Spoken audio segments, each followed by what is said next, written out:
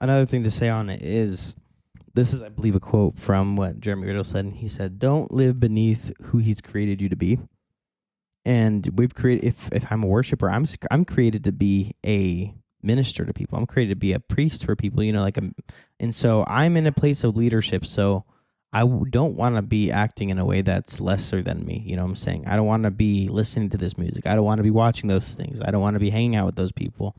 Hey, welcome back. We are continuing our conversation about the glory, the Shekinah, the manifest presence of God. So if you are just tuning in this week and you did not listen to 2 weeks ago, our conversation starters on the glory, please go back and listen to that. Mm-hmm.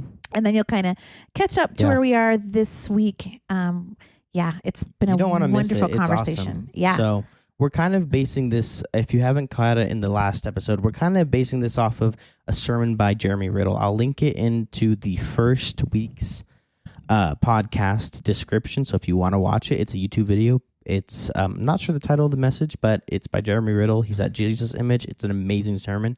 Mm-hmm. But we're kind of getting a little bit of our content from there because there's a ton that we actually needed. I personally needed to learn from it. Mm-hmm. And so we stopped at just, kind of our times we've come out of the holy, like the glory, Mm-hmm. how many times we've trampled, like sometimes we've trampled over the glory. Yeah. And so with that, I want to just talk about what are some ways we can actually grow in manifesting the glory? Mm-hmm. You asking me? Yeah. Or I've got notes here from the sermon. Well, I kind of touched on it a little bit, and that was just spend time on your own, just pushing into the glory, being receptive. Because I've said this, I'm probably like a broken record, but it's becoming so real to me that Jesus did it all, right? He took our punishment. We can't be punished. It's truly simple. Jesus did everything. We don't have to do anything. We just believe and receive. Mm-hmm. What happens is when we believe and receive, then we start to respond from that place. But it doesn't start with us like doing. It starts with us believing and receiving all that Jesus did. And then from that, the fruit is we walk.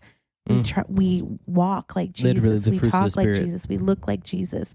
That's what the goal is, right? Yeah. So I think pushing into the glory on our own is what's gonna, for me, I think that's one of the. That's definitely one of the ways. I know there's a place in the city that I go and I just meet with God. It's like I like to go at night because I can see all the city lights and see the valley. It's just it's a really cool area. But I know I go up there when I'm like like, God, what's happening? What do you need from me right now? Is there something that I'm not doing right? Is there something I need to switch? Or, there's a lot of stuff that, we're human, so we're going to fail all the time. I'm not saying we're a failed project, but there's a lot that we do still run into errors. So come on. I think like that is a super important part is just getting into his presence. And like we said in the last episode, meeting with the glory so that we can shine, our face can shine like Moses. A couple of things and that kind of goes with that my first point was just like his presence.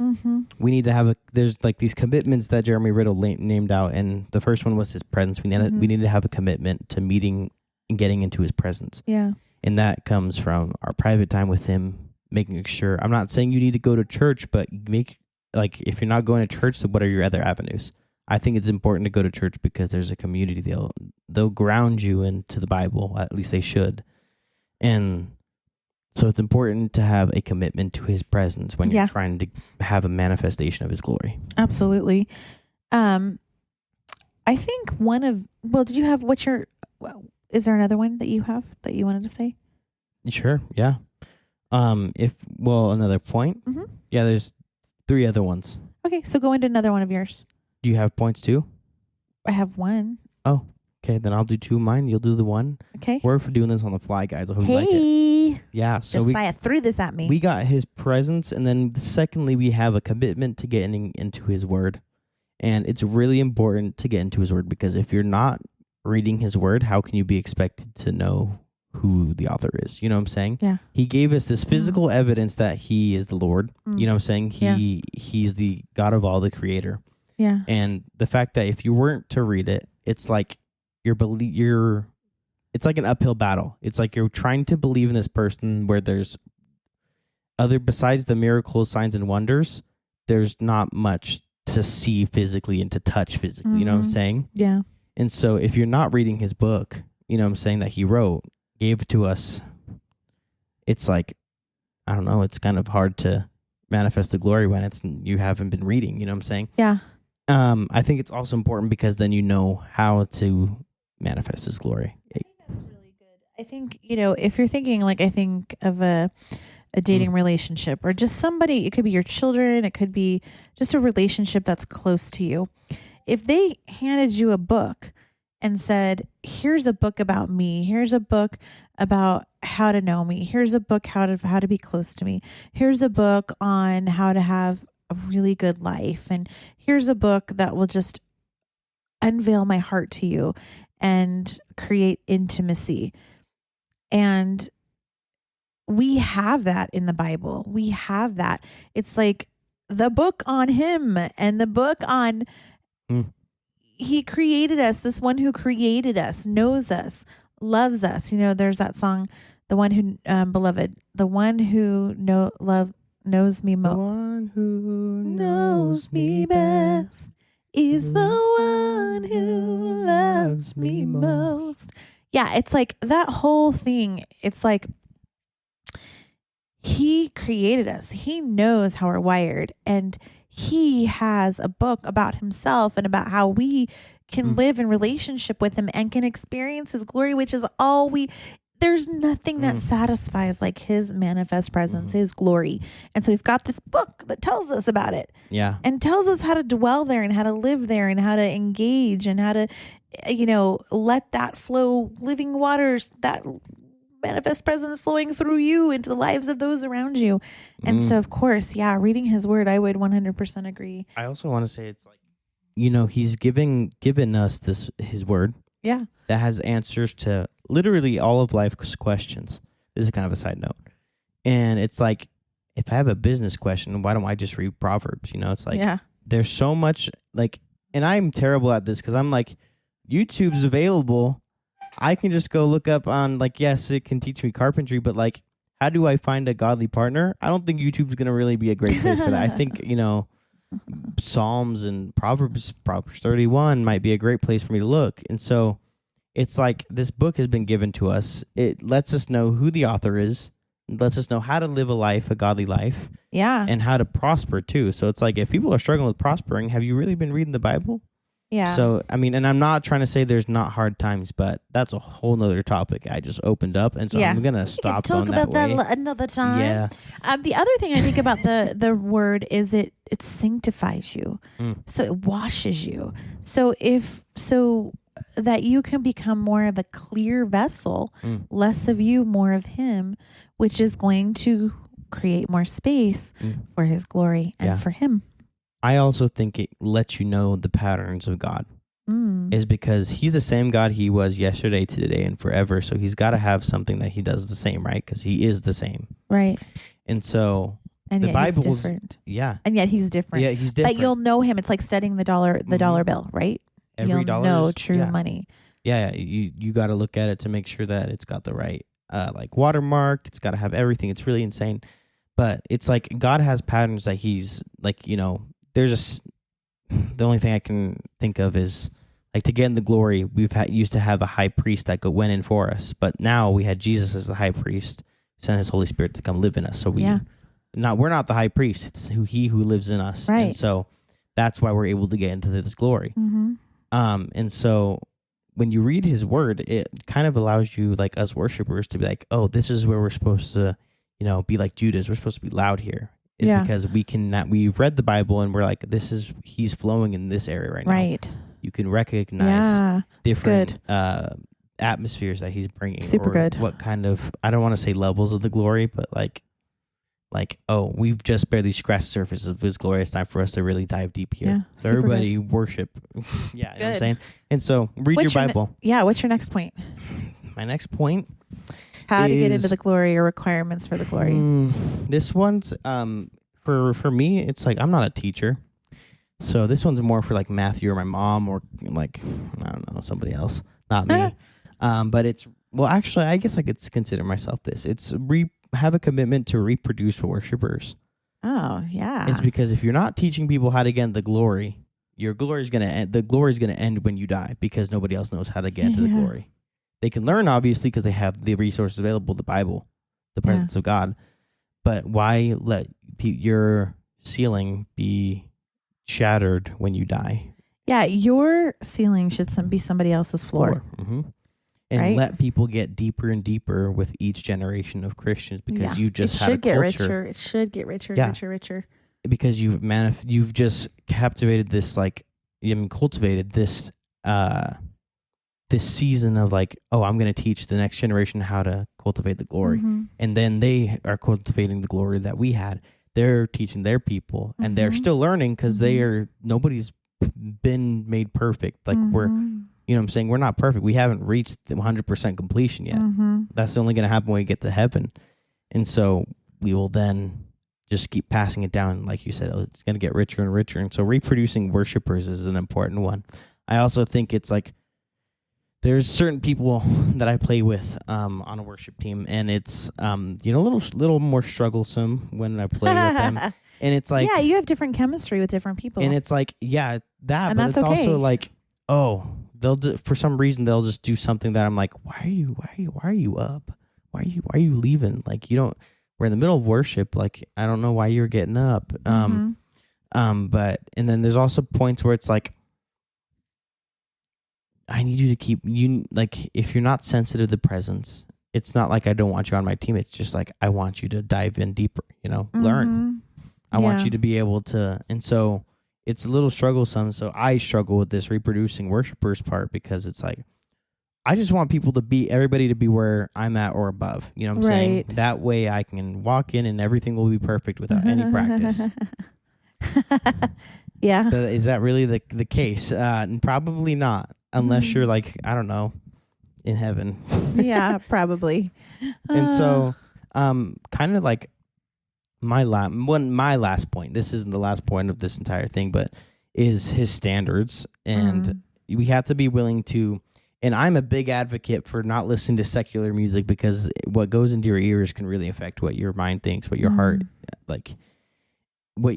It's one of the gates to your soul. You know what I'm saying? You've got the eyes, you got your ears, and you've got the five senses are essentially like, the gates into your soul. I'm not like being spiritual or anything with that, but it's like they literally are your inputs to this life. Yeah. They're the reason we look at life the way we do. It's because we've had different pasts, we have different experiences with our five senses. And so with music especially, I think for me, is I don't listen to secular music in the sense that I don't listen to like Eminem or NF. I mean, NF is Christian, but they're still like there's just some things that I'm like, I don't need to listen to this, mainly because like any use of profanity should not be in my music. I think music was made to worship God and for creativity, and still that's to worship God. And so the fact that people just reduce it to a level that's like, I'm not saying my music's better than them. It's just like they're talented, and if they were to get into the glory, man, they'd be used so much. Amazing. But it's like one of the things that's like, I'm not gonna put myself into that area and do that. So music is one of the things. Is I raise my standards, so I listen to only Christian music. Sorry, that was kind of long-winded way to say that, but it's like I listen to Christian music mostly only, or instrumental music. And that's because I don't want to listen to things that could potentially put me into a place where it's like, I think about it like this. If someone knows that I'm the leader of Open Waters Worship, they get into my car and I'm listening to something like Eminem, and it's talking about, not Eminem, like some rapper that's talking about shooting up, doing drugs. Yeah.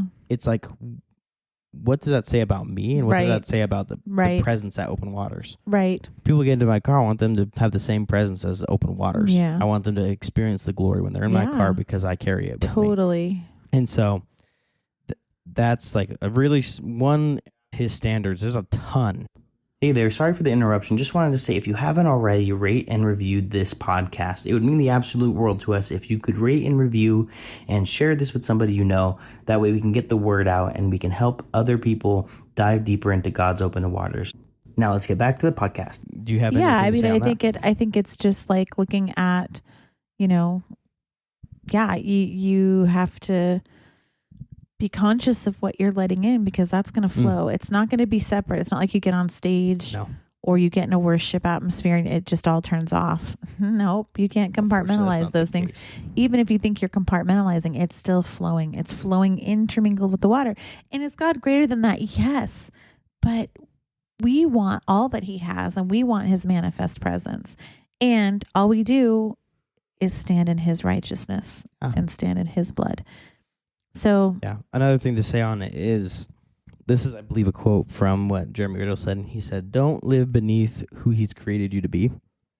And we've created. If I'm a worshiper, I'm created to be a minister to people. I'm created to be a priest for people. And so I'm in a place of leadership. So I don't want to be acting in a way that's lesser than me. You know what I'm saying? I don't want to be listening to this music. I don't want to be watching those things. I don't want to be hanging out with those people.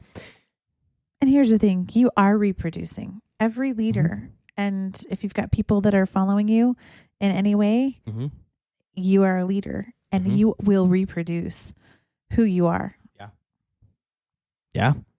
I mean, and they'll reproduce who they are. That's right. Yes, if you're with bad friends, they're gonna influence you regardless what you think or not. And I'm not saying that's a whole nother gift than I have. That's called evangelism, and I'm not that. I mean, to a certain extent, everybody's got a little bit of evangelism in them, but and so there's kind of like this flow for this that he put. He's like, we're alive for his presence, and we live to reproduce worshipers, diving into the word, walking in his standards to reveal his glory. That's good. And it's just one of those things where it's like, that makes sense. We need his presence because we need to have a place to go to find the glory that comes from his presence. We have to have a formula to get to that, his presence, and that's his word. We need to have people with us that's reproducing worshipers and people that can reach the glory with us. And we need to have his standards of what worship is, what worship looks like to get into his glory. It's good. It's just, I would add a few more things to what would be requirements for the glory. I think one is pushing into your fears. As you were talking last time, the first part 1 to this, we talked about how God's glory, kind of what it, identifying it. And we talked about that, when the Israelites were taken out of Egypt, pillar by day, pillar cloud by day, fire by night, pillar of fire by night. Right. Okay. So and you talked about how they were led around by his glory, but they weren't taken into the promised land. And a lot of theologians have talked about, and I feel like God's really spoken into my life personally, as like an analogy of this, is that they weren't ready to go into the promised land. They would have found themselves re-enslaved, probably to a greater degree, because there was still too much of Egypt or slavery inside of them. So I just think it's important, when we're afraid of where the glory will take us, the glory will not, God's presence, it's God, right? He is not going to lead us to a place that we're not ready to go. Yeah. He is not going to take us where we're going to be in a worse situation or be in a bad situation or where we're going to get harmed. I'm not saying that it's always going to be easy, but he's not going to lead us to a desolate or worse situation. He is going to take us when we're ready to go where we're going to go. So I think pushing into fear of where the glory will take us, because there are unknowns. Yeah. It's a lot of it has to do with unfamiliar territory. Even though you're familiar with the one who is taking you, you don't always know exactly where you're going. Yeah. I mean, every time the angels go around him, they catch a new revelation. So it's like, they've been doing it for eternity. I don't think we're going to ever reach the end of this mystery that is God. That's right. And going from glory to glory to glory to glory. Yeah. I also want to say that when the Israelites went up, and they were led into the promised land with 2 people out of 12 saying that we can do it. Right.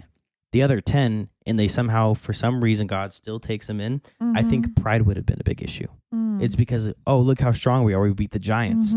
This land that's full of people that could crush 10 armies by themselves. You know what I'm saying? Yeah, so pride can keep you from the glory. And I think a lot of people can, when the glory shows up, if we're led into a deeper part of his glory than we're ready for, is we can think we drew everybody in. Yeah.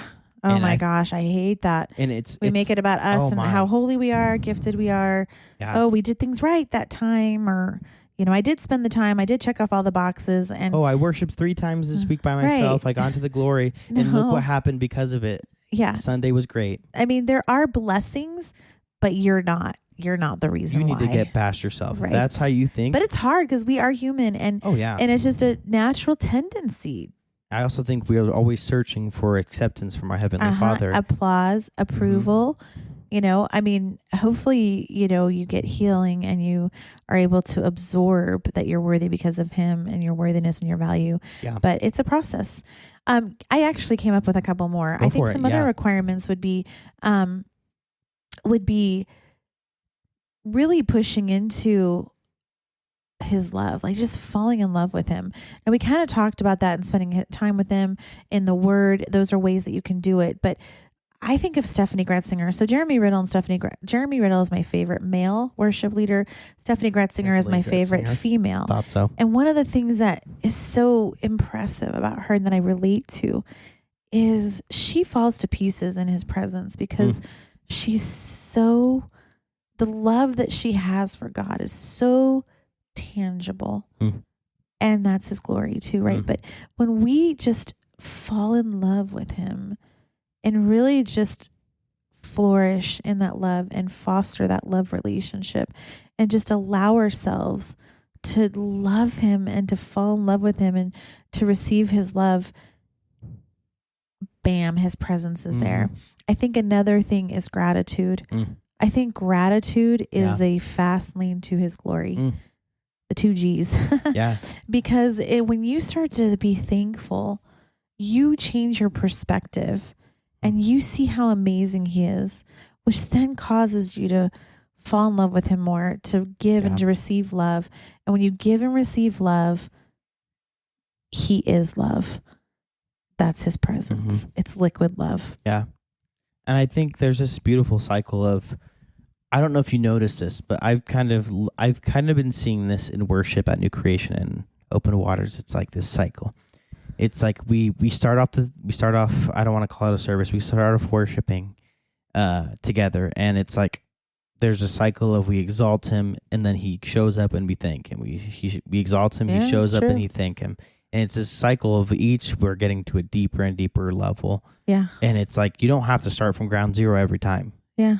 And like I think that's where pride can come in, is if you for some reason think it's because of you, it really shuts you down. It's like we call ourselves Open Waters. It's like putting floaties on us when when we're a scuba diver. It's like we ain't going very far when we have pride. Yeah. And so if we just take off that and we're just thanking God for everything He's doing, we thank Him for showing up. We thank Him for the provisions He's given us. We thank Him for our musical ability, which I do every week because I'm like, man, I don't know what I'm doing. So it's like there's sometimes when I play drums, it's like, Jesus, that was all you, because I'm like, what came out today? I'm like, I tried to do it on my legs and I could not. So I thank you for doing it. So yeah, thank you for helping me. And my weakness you're made strong. And so gratitude leads to Him. Glory. It's the double G. Yeah. Because God's the ultimate G. He is the ultimate G. Big G. He really is. I don't know if you guys know what top G, like Andrew Tate stuff, but like God is the top G. He's the top G. Oh. Yeah. We got more on that, Josiah, or we? I think we're pretty much good. Guys, if you enjoyed this episode on the glory, I want 2 episodes. Yeah, next time I see you guys in person, or if you want to send us a message at our email, openwaterworship@gmail.com, I just want to know what you guys thought of it. Like what other parts would you add? I'm curious to hear what you guys have to say. So next time you see me, just feel free to stop me and just give me your quick thoughts. So just a reminder, as we close this up, we do have Open Waters Worship this Saturday, the 10th of June. We're going to be really pushing into Jesus and experiencing And his guess glory. what? We have a special guest. He's not really special this time. He's a part of the team this time, Yeah. actually. So He plays with us all the time. oh yeah, he does. He's amazing, and his name's Wayne, and he's an amazing guitar player. Just advertising. Worship leader. He's super great. He is very. Loves the glory. Oh man. That man, I look up to him so much.